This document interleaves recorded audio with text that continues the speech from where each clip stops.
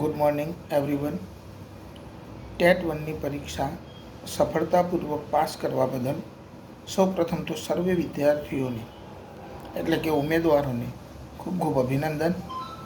અત્યારે સરકારશ્રી પરીક્ષાને લઈને જે વિલંબ ઉત્પન્ન કરી રહી છે તેના કારણે આજે હજારો ઉમેદવારોએ ગાંધીનગર તરફ પ્રયાણ કરવું પડે છે.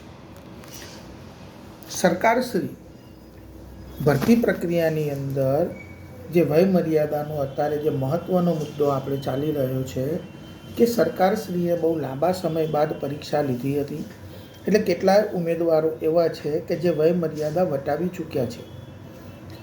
તો સરકારશ્રીને એવી નમ્ર અરજ કરવામાં આવે કે જે ઉમેદવારો વય મર્યાદા વટાવી ચૂક્યા છે એમના માટે ભરતી પ્રક્રિયાની અંદર વય મર્યાદામાં વધારો કરવામાં આવે, જેના કારણે કે આજે જે ઉમેદવાર પોતાના જીવનના દ્વિતીય પડાવની અંદર છે તેમને પણ સરકારી શિક્ષક બનવાનો મોકો મળે.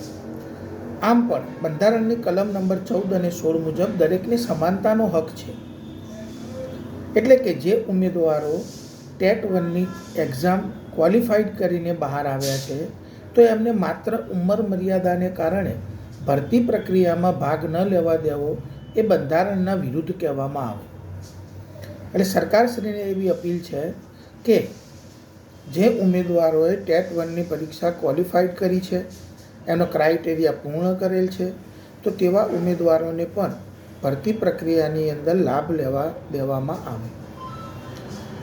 સરકાર જો ઈચ્છે તો આની અંદર ફેરફાર કરી શકે છે. આમ પણ ટેકનિકલ ખાતું અને શિક્ષણ ખાતું એવું છે કે જેની અંદર જેટલો વધારે એક્સપિરિયન્સ એટલે કે અનુભવ હોય તો આ એક્સપિરિયન્સ અને અનુભવને કારણે એ લોકો વિદ્યાર્થીઓને પણ સારામાં સારું શિક્ષણ આપી શકે છે. ઉંમર મર્યાદા વધવાને કારણે એક ફાયદો એ છે કે કચ્છ વિસ્તાર જેવા જે અંતરિયાળ ગામો છે, આ અંતરિયાળ ગામોની અંદર જે પોતાના જીવનના દ્વિતીય પડાવની અંદર નોકરી મેળવે છે તેઓ ત્યાં સ્થાયી રહેવા માટે તૈયાર હોય છે. હમણાં જ તમે જોયું હશે કે કચ્છ જિલ્લાની અંદરથી જ્યારે આ નવી વેઇટિંગ લિસ્ટ બહાર પડ્યું ત્યારે 50 શિક્ષકોએ રાજીનામા આપી દીધા અને કચ્છ જિલ્લાની અંદર પણ બાળકોનું જીવન જે છે એ પાછું અંધકારમય બની ગયું. પણ જે પોતાના જીવનના દ્વિતીય પડાવની અંદર છે તો આ દ્વિતીય પડાવમાં જે ઉમેદવારો કચ્છ જિલ્લાની અંદર નોકરી મેળવે છે તેઓ ત્યાં સ્થાયી રહેવા માટે સક્ષમ છે અને ત્યાં રહી અને બાળકોને યોગ્ય શિક્ષણ આપી શકે છે. તો સરકારશ્રીને એવી નમ્ર વિનંતી છે કે જે લોકો ટેટ પરીક્ષાને ક્વોલિફાઈડ કરી છે તેવા ઉમેદવારોને વય મર્યાદાને ધ્યાનમાં ન લેતા એમને પણ ભરતી પ્રક્રિયાની અંદર ભાગ લેવા દેવામાં આવે અને એમનું ભવિષ્ય પણ ઉજ્જવળ બનાવી શકાય તેવા પ્રયત્નો પણ સરકારશ્રી દ્વારા કરવા જોઈએ. આ સંદર્ભે કેટલાક ઉમેદવારોએ શિક્ષણ મંત્રી શ્રી રીબાબા જાડેજાને આવેદનપત્ર આપ્યું હતું. અમે પણ પાટણ જિલ્લાની અંદર કિરીટભાઈ પટેલને પણ આવેદનપત્ર આપેલું છે. MLA હાર્દિક પટેલને પણ આવેદનપત્ર મોકલાઈ ગયું છે. ગઈકાલે રાત્રે જ મારે હર્ષ સંઘવી સાહેબના PA સાથે વાત થઈ. તેમને પણ એ જ જણાવ્યું છે કે તમે શિક્ષણ મંત્રીને રજૂઆત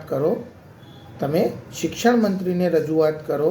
આ બાબતની અંદર ચોક્કસ કોઈ ઉકેલ આવી શકે છે. એટલે કે સાહેબના ધ્યાને આ વાત આવી છે તો હવે આપણી પણ એ ફરજ બને છે કે આપણે શિક્ષણ મંત્રીને વારંવાર રજૂઆત કરવી પડશે. એના માટે દરેક ઉમેદવારોએ એવું નથી કે જે ઉંમર મર્યાદા વટાવી ચૂકેલા જ ઉમેદવારો આગળ આવે.